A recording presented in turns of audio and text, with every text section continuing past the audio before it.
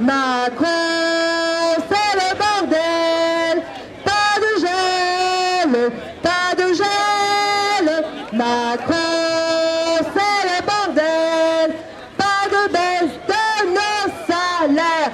Macron, tu nous prends pour des cons. Mesdemoiselles, mesdames et messieurs, bonjour à toutes, bonjour à tous, bienvenue sur le28.tv. Aujourd'hui avait lieu à l'appel intersyndical une manifestation nationale. Aujourd'hui à Chartres, près d'1 millier de personnes se sont rassemblées pour dénoncer le gel du point d'indice, dénoncer les conditions de travail rencontrées par les fonctionnaires. Je vous propose de regarder ces quelques images pour avoir plus d'informations sur les revendications des manifestants.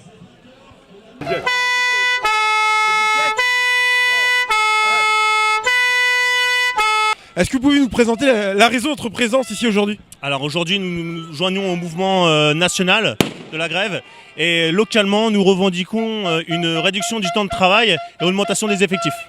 On s'était déjà rencontrés il y a plusieurs mois. Est-ce que depuis, les choses ont changé chez vous ? Alors sur le temps de travail, rien n'a changé. Pour le moment, nous avons réussi à avoir 4 embauches supplémentaires pour le CSP Chartres. Malheureusement, c'est pas suffisant. Il va falloir embaucher plus de personnel pour que l'administration puisse enfin pouvoir respecter le temps de travail de la directive européenne 88-2003. Salaire, pension, carrière, Macron, tu nous prends pour des cons.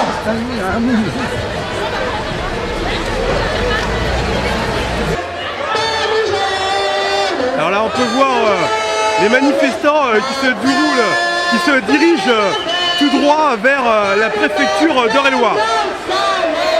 Macron, tu nous prends pour des cons.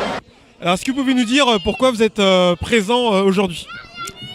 Parce que nous allons avoir 3 contrats aidés supprimés, dont le mien devait être renouvelé pour 3 ans et j'ai appris par hasard qu'il allait être arrêté au mois de décembre. Et mes collègues ont eu un contrat de septembre à la Toussaint et une autre jusqu'à décembre aussi. On ne sait pas si ça va être renouvelé. Alors, je ne sais pas si on peut bien le voir ici sur la banderole, mais on parle de 3 emplois aidés dans une école primaire, maternelle. Alors, c'est une école élémentaire, donc il y a maternelle et primaire. Donc, il y a une bibliothèque qui a été créée, qui est gérée depuis 2 ans, donc qui fonctionne très bien. Les enfants sont ravis d'y aller, les instituteurs aussi. Et donc, malheureusement, si c'est supprimé, ça va être un manque pédagogique. Et un manque aussi, peut-être même les instituteurs ne s'y rendront plus, ça leur fera une charge de travail supplémentaire. Nous voulons que le président Macron respecte ses promesses qu'il a faites pendant sa campagne électorale, c'est-à-dire augmenter le pouvoir d'achat des fonctionnaires. Et jusqu'à présent, il va à l'encontre de toutes ces promesses. C'est-à-dire qu'on a la hausse de la CSG, on a la journée de carence supplémentaire, on a le report du plan de carrière, du parcours carrière et rémunération qui a été signé avec le précédent gouvernement. Et du coup, il voudrait pouvoir revenir dessus, ne peut pas. Donc il essaye de repousser la mise en place de ce texte qui a été signé. Donc voilà, nous, ce que vous veut, c'est qu'on respecte la fonction publique, qu'on nous reconnaisse, qu'on nous considère et qu'on puisse bénéficier au même titre que toutes les personnes qui travaillent, privées ou publiques, de la hausse des salaires. Alors pour bien comprendre votre problématique au quotidien, votre profession et quels sont les problèmes que vous allez rencontrer avec ces nouvelles règles. Vous êtes enseignante, je crois. Oui, du premier degré. Les problématiques, c'est que on veut toujours faire mieux, on veut toujours faire plus. On critique beaucoup les enseignants.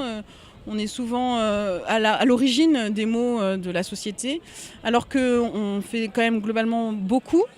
On travaille beaucoup, on donne beaucoup, et en échange, on a quand même peu de reconnaissance.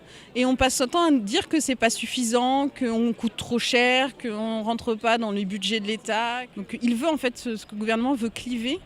Alors qu'aujourd'hui, on a une société qui a besoin d'être solidaire, de se soutenir les uns les autres, que ce soit dans le public ou dans le privé.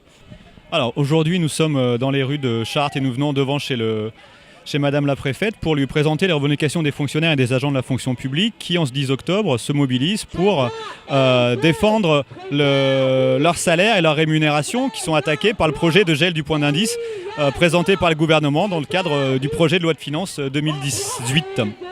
Est-ce qu'il y a une manifestation? On peut voir aujourd'hui que ce rassemblement a fonctionné. Il y a énormément de monde aujourd'hui.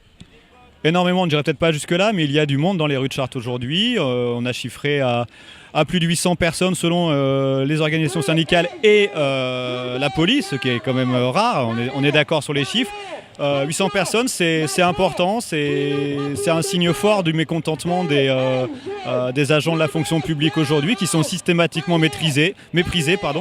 Ils sont tout le temps accusés d'être les responsables des difficultés de la France. Aujourd'hui, je pense qu'ils ont voulu montrer que non, nous ne sommes pas responsables des difficultés de la France et nous méritons nous aussi une rémunération et une revalorisation de nos rémunérations au lieu des baisses de salaire que le gouvernement nous propose.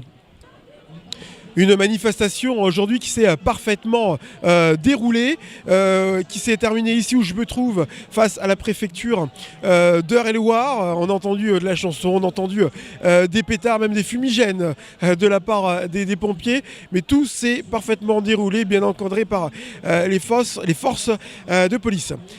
Je vous remercie de nous avoir suivis. Je vous rappelle que l'actualité de votre département d'Eure-et-Loir, vous la retrouvez aussi sur notre site internet au www.le28.tv. Également sur notre page Facebook à Télévision Eure-et-Loir. N'oubliez pas de commenter, liker, partager nos publications. Je vous remercie de nous avoir suivis et je vous dis à bientôt.